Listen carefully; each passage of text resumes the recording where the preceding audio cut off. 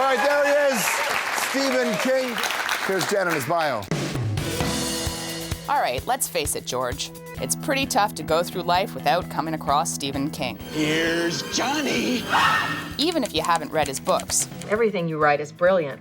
Chances are you've seen one of the movies. Yep, Stephen is the king of horror. I'm scared. And one of the most prolific writers out there. He writes at least 2,000 words a day. The result? More than 50 books in 35 years. And if you think he's all about horror, think again. You guys want to go see a dead body? Stand By Me. Look, over there! I see him! I see him! The Green Mile. What did you do? I hit Dale's mouse. The Shawshank Redemption. I understand you're a man that knows how to get things. None of them horrors, all of them stories by Stephen. So how did it all start? Well, as a kid, Stephen found some stories by horror writer H.P. Lovecraft, and he was hooked. He studied English at the University of Maine and ended up working as a laborer while writing on the side. Well, in 1974, it paid off. Carrie was published. 2 years later, Brian De Palma turned it into a movie, and Stephen was on his way. The Shining, It, The Stand, Pet Sematary, Misery, the list goes on. But 10 years ago, it almost ended. Stephen was hit by a van, and his recovery was so painful, he said he'd stop writing. But of course, he came back. His latest book is called Under the Dome, and it clocks in at more than 1,000 pages. Ladies and gentlemen, Stephen King. Welcome, buddy. Thanks for coming. Thank you.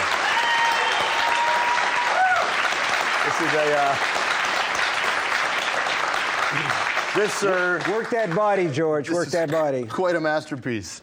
That's a lot of work in that book. There it is. But I had a good time. Did you? I had a good time, yeah. Once you get me going, it's hard to stop. I heard that you look at books like they're portraits or murals, and this one's a mural. When you sit down to write a book, do you know how vast its universe is going to be when you settle into it? I knew this was going to be a big one. You can't always tell ahead of time if a book's going to be long or really long, but you can tell if it's going to be, you know, a project that's going to go on for a while. And this one I knew because it's about a town, and I wanted to make the town seem as real as I could. It's what Dickens does with London. You know, at the time that he wrote all those books, there were millions of people in London, but when you read a Dickens book, you feel like you know every one of them. And I wanted to do that here. Is it the kind? Well, this is not a new story for you. Didn't the germ of this book start in the 70s? Yeah, it did. 1976, I tried it. I got about 75 pages in, and I said, this is too big. And it wasn't the characters, it was all the stuff. If you take a town and put it under a dome that's 47,000 feet high, you say, well, what are all the consequences going to be? What are the meteorological conditions going to be? Well, nobody could tell me. And I got a lot of answers in the intervening years for a lot of the stuff in there, but man, nobody still knows what would happen to the weather in a situation like that. And I even like that because one of the things I kind of wanted to talk about in the context of the story are all these concerns we have about the environment and global warming. And what really interests me is there are so many people who believe there is no such thing, that it's just all a myth. And then there are these other people who are sure it's going to happen. And at the bottom line, nobody exactly knows, but I mean, you listen to the weather and they don't know from day to day. I mean, if you pay attention to the weather guys, you're going to get wet sooner or later. Certainly. But so you said in the 70s, the world under a dome. So were you mad at the Simpsons movie for putting Springfield under a dome? Let me tell you what happened. I never even saw that movie. So I tried this in 76, and I get less than 100 pages. And then in 1979, I was making a movie called Creepshow and living in a really grotty apartment building, and I tried it again and called it The Cannibals, and you know where that one was going. And finally I sat down in 77 or 78, and I worked for about 18 months straight. The pages piled up about this high. My sister-in-law came in the house and she said, oh, I see you got a new book. What's it about? And I said, it's about a town under a dome. She says, oh, it's like the Simpsons movie. And I'm like, you know, I didn't have a clue. Decades in, and this is where you go. If I had known, I at least would have had somebody in the book shout it out, you know, say that this is like the Simpsons movie. Well, it actually is very referential to today. Yeah. I mean, there's a George W. Bush, Dick Cheney dynamic in here. There's a reference to Obama in a way. I mean, now, when you were writing this, Obama wasn't the president, so did you have to go back and rewrite it? No, actually, I had to rewrite a little bit because in the original draft, the president is referred to as her over and over again because I was convinced Hillary Clinton was going to win the Democratic nomination. And after 8 years of Bush, I think that they could have put Pogo the Clown up from the Democratic Party and he would have been elected because everybody was pretty tired of Bush. And one of the things that interested me, I don't want to tell a big political tale here, and I certainly don't want to bury anybody under my political ideas. I think people come for a story. They don't come for a big, political declaration. But I love the dynamic, the Bush-Cheney dynamic, and how people saw George W. Bush as kind of like a ventriloquist dummy on the knee of Dick Cheney. And, the dynamic was Bush was kind of the, oh, shucks, kind of friendly guy, yahoo, I'm from Texas. And Cheney's kind of, I mean, Cheney's the guy who shot somebody when he was hunting. So I thought... His friend, no less. His friend, no less. That's right. So what does he do to his enemies? Do you refer to him as Vader in here or something like that? Yeah, well, it isn't Cheney, it's Rennie, but there is a similarity between the two, yeah. Is it a different experience for you to be so plugged into what's actually happening today? Because when I read Tommyknockers, I can relate to some parts of the individuals, but the universe itself is just it's foreign. And here, the universe, even though it's under a dome, is not foreign. And I wondered for you, is there something about getting what's happening in the real world out? Because you watch a lot of news, don't you? Yeah, I do. I mean, it runs in our house most of the day. My wife is a total news junkie, and I'm like probably a 60 or 70% news junkie. And the actual kernel, the image that the book grew out of was a bunch of survivors who were under this dome, and they're starving, and they're freaked out by what's going on, and the pollution has made their atmosphere almost unbreathable. They're out of resources. And on the other side, there are all these TV cameras, CNN, Fox News. Everybody is out there with their cameras broadcasting this whole thing to the world. And there doesn't seem to be anything between them, but it's there, and you just, if you can't, and if you get too near and you have a pacemaker, it explodes. But I love that image, and I love the idea of we've become such disaster junkies in our society. You turn on the news and it isn't just news anymore, it's breaking news. It's the big story. It's like everything's got to be the end of the world. And for these people, this really is. When you listen to a musician, you listen to their song when they release it and they tour it, you get an impression of it. And then 3 or 4 years later, that musician can listen back to that song and they can see parts of their personality in that song that they didn't see before. Are your books like that? Will you write a character and then years later look at it and go, wow, that's a metaphor for something that I didn't know at the time? Yeah. I can remember writing The Shining about this dry drunk Jack Torrance and thinking to myself, boy, I'm glad I'm not that guy. I drink a lot, but I don't drink that much. I'm not that bad. And then coming back to it years later after sobering up and saying, I was that guy. Yeah. Because there's whatever your subconscious is, it keeps sending out those messages. And, Annie Wilkes, the nurse in Misery, was that also you? No, I was the guy stuck in the bed. We see, but I thought that, but then I heard maybe that wasn't it. Maybe there were other relations you had to Annie Wilkes. Maybe she represented something else to you. Well, no, I think that all Annie Wilkes represented to me were the people who just, they go beyond the edge of being fans, and they get into something that's a little bit crazy. If I was thinking about anything, I was thinking about how Mark David Chapman, that shot John Lennon, called himself his biggest fan, and earlier that day he'd approached Lennon, and Lennon signed an album cover for him. So what goes on in my life shows up in my fiction. We were talking about bikes, and you rode a motorcycle across America, twice across Australia?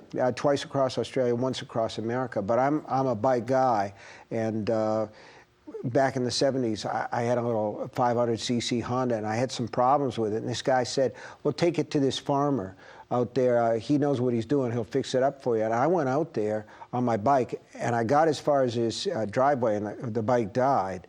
And his St. Bernard dog came out, and the dog's going, argh. And the guy comes out, and he says to me, oh, don't worry about Buster or something. He does that to everyone. And I went down, and the dog went for me. You know, the foam is coming out of his jaws, and the guy had an adjustable socket wrench, and he just went whack on the dog's hindquarters like that. He said, he must just not like your face. And that's Cujo. That's where Cujo came from. What year was the bike? I don't remember. I think probably a 74, 75. I used to have a 73, the 500. They're beautiful bikes. Nice, yeah. They last a long I don't have that time. one anymore. But Honda, you know, you don't want to drive a Honda, do you? No, you're driving a Harley, let's just say. Do you find when you get on the bike and you disappear for a while that you get a certain quietness in your head, or is it or which is different from your regular life? I love it. I love it. I love getting out on the bike and cranking it up, putting my feet on those sissy bars and just letting it go. It's a way to get away from everything. Nobody can touch you for a while, and it's great. I love it. Do you release books differently now than you used to? In that, like, do you have a different definition of what a successful book is, or on the eve of a book's release, do you pay a special kind of attention to how it will be received or how it's being reviewed? I think that if you spend too much time worrying about what the audience is going to like, that they're not going to like anything that you do. I just look for ideas that I really enjoy, something that I really want to live with for a while, like the story about the people under the dome. And I get into it most of the time, and then I just have a ball. I never finished a book and felt like I'm glad that's done. I usually finish a book and say, geez, I don't want to say goodbye to these people. And if the people who read it feel the same way, then I'm really happy. Nice. How you feel? I mean, you know, you own the van that you were in the accident with, right? No, actually, I think we cubed the van. That's what we did. We bought it. Yeah. The van you're talking about. I had an accident. Yeah, I got hit by a van. I got messed up. My wife was afraid somebody would buy the van and put it on eBay and sell pieces of it or something. This is the van that almost killed Steve King. Yeah. So we bought it and we cubed it. There's this story, I'm never going to live it down, that I busted it up with a hammer or something. I didn't. I wasn't. But as to how I feel, Yeah. I feel really good. There's a moment, though, I'm sure, when you're in the hospital or you're back in your house and you're recuperating, where you must have looked around and went, what happened? Well, I did. What happened is I blacked out when the guy hit me, and I woke up in the ditch, and everything down here had been turned like 4 clicks to the right, and everything was covered with blood.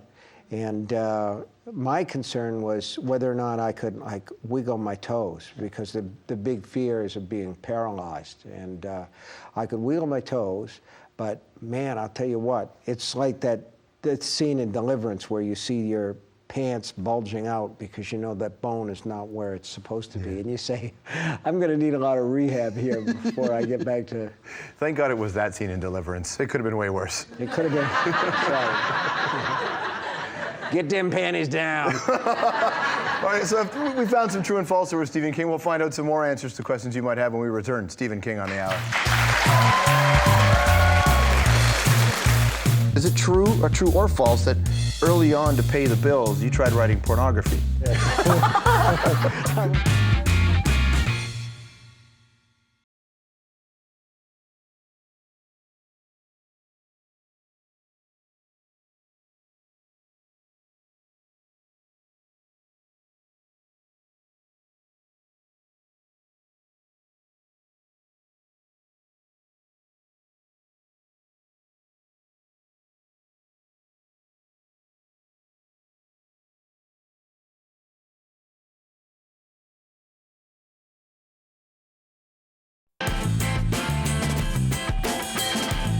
We have Stephen King coming up on the show. He's going to sit in that chair in a little while. He's a great guy. He is. Is there anything, a little insight we can get? Yeah, I asked him about his guitar, how he learned how to play guitar. I asked him also about a fan who lit her fingernails on fire one time in the audience, and one of the other guys in the band leaned in and said, I don't ever want to be that famous. Because that's the kind of fans that Stephen gets. There's the job I'm talking about. Stephen King, who continues to hang out here on the Hour. She lit her fingernails on fire? That's got to be pleasant. That was spooky, man. I don't know what she had on the fingernails, and I didn't see it at first. And Dave Barry's playing lead guitar, and he's like this with the elbow, and then he's like this. And this girl's down there.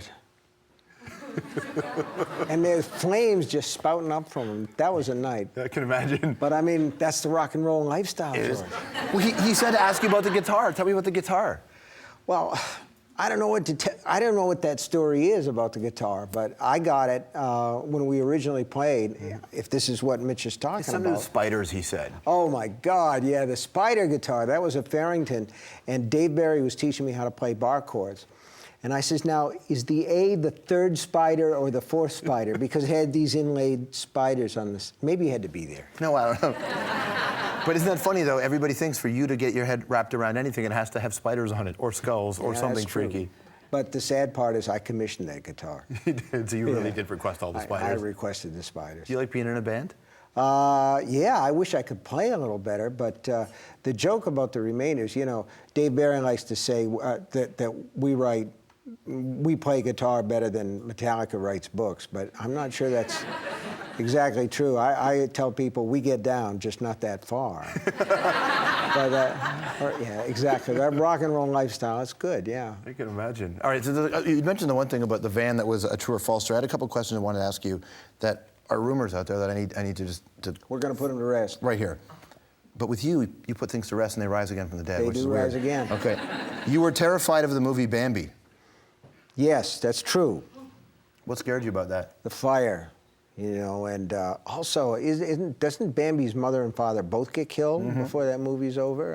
What I remember most is Bambi's mother saying, "Man has been in the woods," and I'm thinking, that's us. All right, true or false, the pen name Richard Bachman, when you wrote under the name Richard Bachman, was partly inspired by the Taking Care of Business song by BTO. Yeah, that was on the pen name was supposed to be Guy Pillsbury because that was my grandfather's name. And it got out because they registered the copyright in the name of Stephen King, and Guy Pillsbury was on there. And they called me up and it's like, gotta go. We gotta change the name. We gotta have something right now. And I said Richard because I was reading a novel by Richard Stark, and Bachman because Bachman Turner Overdrive was on the stereo. When you got busted for Richard Bachman, is it because you were busted for plagiarizing Stephen King, plagiarizing yourself? Well, I did a book called Thinner as Bachman, and people said, geez, this is just like, this guy's ripping off Stephen King. And I just kind of, like that, keep my mouth shut. But eventually the news got out that it was me. I don't even know how. But there was even an author photograph of some dude on the back of that book to try to throw things off further. It was an Allstate tire salesman from Minneapolis. But he had a good look for a writer, you know. Nice. He did. Is it true or false that early on to pay the bills, you tried writing pornography? I tried, but I couldn't do it with a straight face. You know, I got to the part about the twins in the bird bath, and that was it. I was gone, man. I just saying, I can't do this. True or false? You're working on a sequel to The Shining called Dr. Sleep. It's an idea, but I'm not working on it yet. In fact, once I started talking about it, I started to think I'll probably never do this. But there's a little boy in The Shining, Danny Torrance, and it's been like 35 years since that book. He would be like 40 now, and I am curious about him. I wouldn't mind going back and doing that. What he would turn into. What's your favorite Stephen King novel that's been turned into a movie? If it comes on AMC or whatever, you watch it. Well, I mean, it's funny. I would say Shawshank Redemption is my favorite, and that one plays constantly on TNN. And but I like that. I like Misery a lot because Kathy Bates is terrific. She's a real cock-a-doodle brat in that movie. But I like that one. Green Mile's a good one. But I tell you, for the scary ones, I like Cujo. Yeah, that's a hell of a one, isn't it? Yeah. Did you know there was a goaltender in Toronto for years known as Cujo? I did. Curtis Josephson. You got absolutely right. Yeah. The book is called Under the Dome. Stephen King, everyone. Great to see you. We'll be right back.